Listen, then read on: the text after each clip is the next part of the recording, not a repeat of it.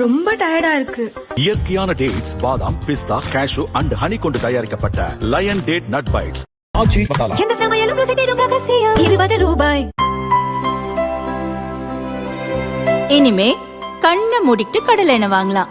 ஏன்னா மந்த்ரா கடலை எண்ணெய் இதயத்தின் தயாரிப்பு. வறுக்க, பொரிக்க, ஏன் எல்லா சமையலுக்கும் மந்த்ரா தான். மந்த்ரா கடலை எண்ணெய், அபார ருசி, ஆரோக்கியமான உடல் நலம்.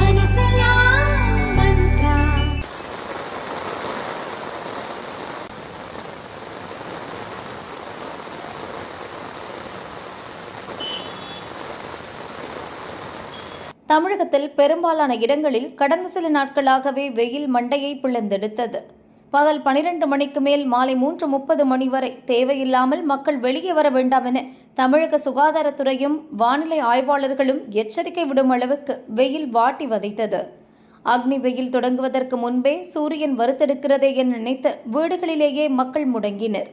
பகல் 12 மணிக்கு மேல் ஆள் நடமாட்டம் குறைந்திருந்தது. இந்நிலையில் தமிழகம் மற்றும் புதுச்சேரியில் இன்று முதல் 11ஆம் தேதி வரை மழை பெய்யும் என சென்னை வானிலை ஆய்வு மையம் முன்னறிவிப்பு வெளியிட்டிருந்தது. வானிலை மையம் சொன்னது போல இன்று சென்னை சுற்றுவட்டார பகுதிகளில் காலை முதலே மேகம் மப்பும் மந்தாரமுமாக இருந்தது. பல பகுதிகளில் திடீரென கனமழை கொட்டியது. சென்னை சென்ட்ரல், எழும்பூர், அண்ணா சாலை, நுங்கம்பாக்கம், கோடம்பாக்கம், கிண்டி, தீநகர், புரசைவாக்கம், சைதாப்பேட்டை, ராயப்பேட்டை, அண்ணாநகர், மயிலாப்பூர், அடையாறு, கோயம்பேடு, தாம்பரம், குரோம்பேட்டை, பல்லாவரம், வடபழனி, அசோக் நகர், ஈகாட்டுதாங்கல், ஆவடி, அம்பத்தூர் என சென்னை சுற்று வட்டாரத்தில் உள்ள பல பகுதிகளில் இடியுடன் கனமழை பெய்தது.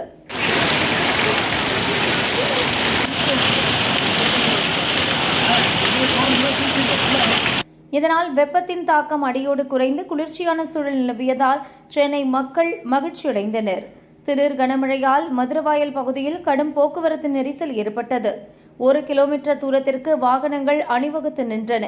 மெதுவாக ஊர்ந்தபடி சென்றன.